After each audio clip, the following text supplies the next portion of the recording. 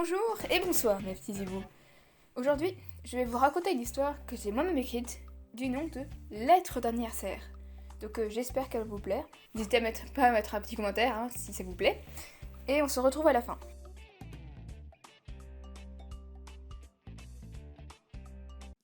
Cher Marc, aujourd'hui, c'est ton anniversaire. Tu dois te demander pourquoi est-ce que je dis ça alors que ce n'est absolument pas le bonjour, pas vrai? Très bien, je vais t'expliquer. Pour ça, je vais devoir te raconter ce qui s'est passé 2 semaines plus tôt. Mais tu t'en souviens encore, n'est-ce pas? J'étais venue chez toi ce jour-là. Tu m'avais invité pour t'excuser d'avoir volé ma place. Pourtant, tu savais que c'était inexcusable, pas vrai? Après tout, comment pouvais-je pardonner à un soi-disant ami? Tu savais très bien que je rêvais depuis toujours d'être acteur. Mais tu as tout de même pris ma place. Le réalisateur avait pourtant bien précisé que ça pourrait être l'un de nous deux. Connaissant mon plus grand rêve, il aurait été dans ton devoir de me laisser prendre le rôle. De plus, tu savais que j'étais amoureux de l'actrice qui allait jouer la petite amie de mon personnage. Mais non, tu as préféré me trahir en prenant ce rôle. Après, tu as en plus eu le culot de venir me voir et de m'inviter à venir boire un coup chez toi pour expliquer ton point de vue. Quand je repense à ton air hypocrite, ça me donne envie de vomir. Mais j'ai tout de même accepté ton invitation. J'ai donc sonné à ta porte à 7h du soir. Tu m'as ouvert, toujours avec ce sourire hypocrite qui m'a donné envie de t'étrangler de mes propres mains. Mais je ne l'ai pas fait. J'aurais peut-être dû. Moi, je n'aurais pas eu à écouter tes excuses minables.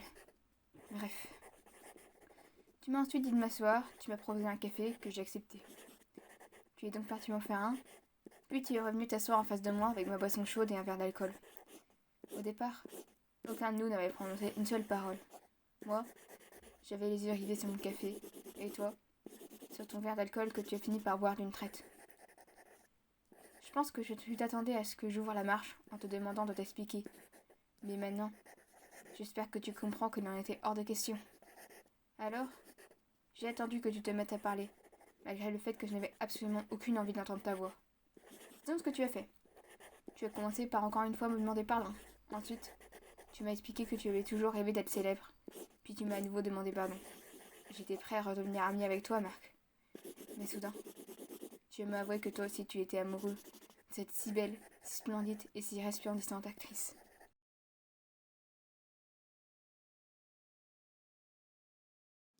Tu peux t'imaginer qu'après cet aveu, je ne voulais plus rien savoir de notre amitié.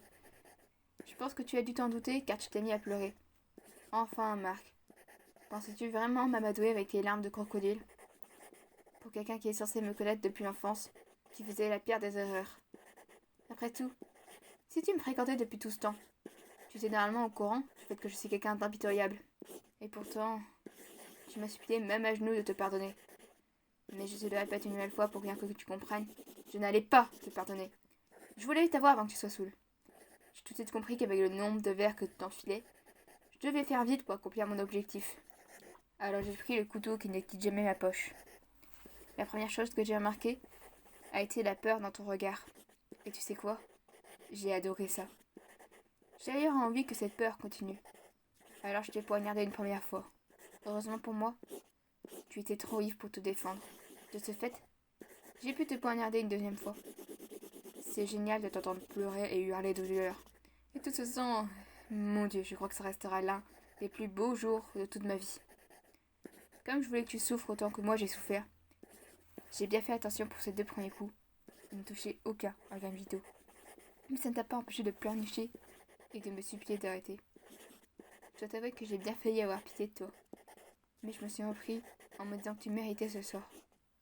C'est donc à ce dernier coup que j'ai touché ton foie. Ensuite, constatant que tu étais enfin mort, je t'ai démembré avant de t'observer. Tu ne peux pas savoir à quel point j'ai aimé te voir dans une position de faiblesse. Pour une fois, c'était moi et non toi qui dirigeais notre amitié.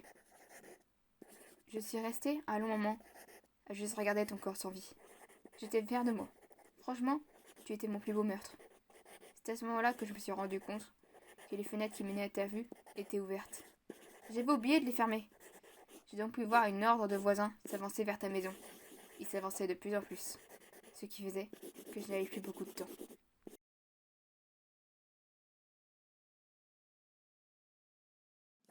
J'ai regardé de tous les côtés, puis je suis entrée dans ta chambre pour te jeter dans ton armoire.